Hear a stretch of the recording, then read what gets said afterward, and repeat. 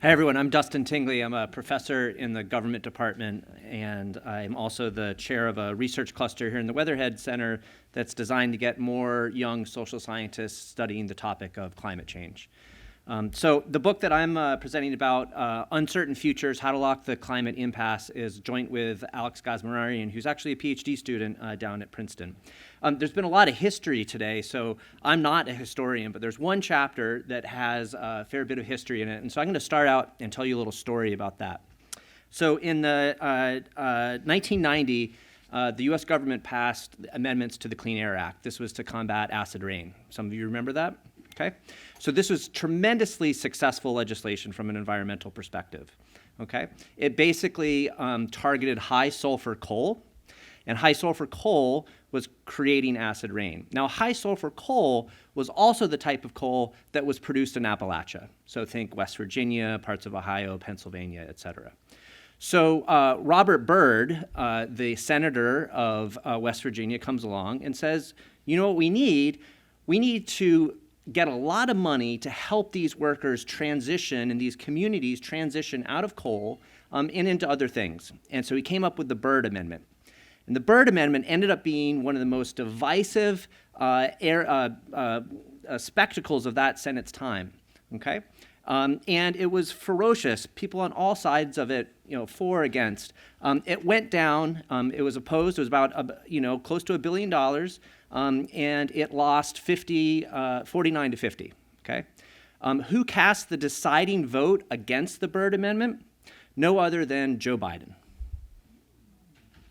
Byrd then takes the parchment paper of that vote and pins it to the Appropriation Committee wall, because he chaired the Appropriation Committee, and wanted to remind everyone who walked into that room in the future never to cross him again. This is a book about the uncertain futures of the clean energy transition. It is very easy to tell a story about the clean energy transition, that all of these green jobs are going to materialize, that we're going to have lots of opportunities for economic development, and that communities that have been powering our existence are going to be swept up in this optimism. But what this book does, it goes and it talks to those communities, it listens to those communities, and it documents the challenges that they see in this transition. So we did things like run surveys at country fairs in Appalachia, interview economic development officials in Carbon County out at West, talk to people in state government, in local government, about the challenges they see. And here are two big challenges they see. The first is something that we as social scientists call a credibility problem, but what these folks talk about using their own vernacular. And here's the scenario. These are long-term transitions. So if I'm coming to you and saying, hey, I'm going to help this community transition to a whole new economy, and I'm coming in and here's some money now, the question they ask is, well, is that going to be coming in the future? Or is this just some sort of one-off thing? Because they've lived this before, okay? That's what we call a credibility problem, because the government cannot credibly commit to a long-term investment. Why is that? Well, a couple of reasons. One, you could have a new government in the future.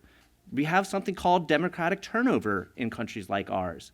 Or the priorities of a given administration could change over time. So fundamentally, these types of policies that seek to make investments in an area face a credibility problem.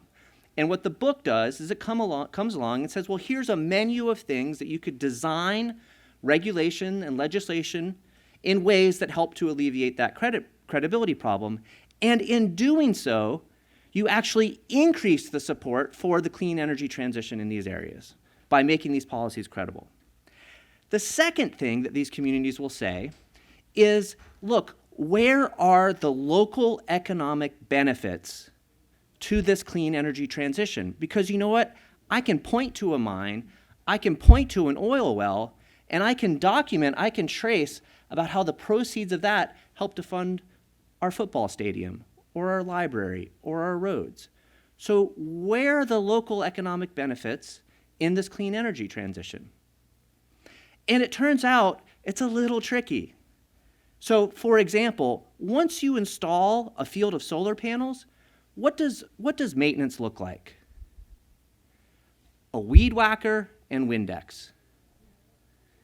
We were interviewing some union officials who represented people both in renewable sectors and the fossil sector. And I'm like, geez, I just don't understand. Why exactly is it that so many more people are employed in a coal-fired power plant? And the response was, you silly Harvard professor, it's precisely because it's dirty. It's precisely because it is dirty, it requires a lot of maintenance, right? So where are the local economic benefits going to be? Now, it turns out there could be tremendous opportunities, but you have to think through these nuances. So for example, I'm a big fan of geothermal power. Why? Because pipe fitter and boilermaker unions love it. And because pipe fitter and boilermaker unions love it. And it will be sustained employment, okay? So we've got to think about these things, because this is going to be a long haul transition. This is not going to be a 2 years and we're done transition. This is going to be a long haul transition. I'll end with an example that comes from Minnesota. And it gives you a flavor of how we might make progress addressing those concerns about local economic benefits. So Minnesota, one of the unions over there, they were facing lots of opposition about installing wind turbines, right? And wind turbines are pretty good too, because they require some maintenance. And the problem was all the people, they were saying, look, when I go to where they're installing wind turbines, and I look at the license plates on the trucks of who is installing the wind turbines, what do I see? I don't see Minnesota license plates. I see license plates from Texas or Oklahoma. Where are the local jobs?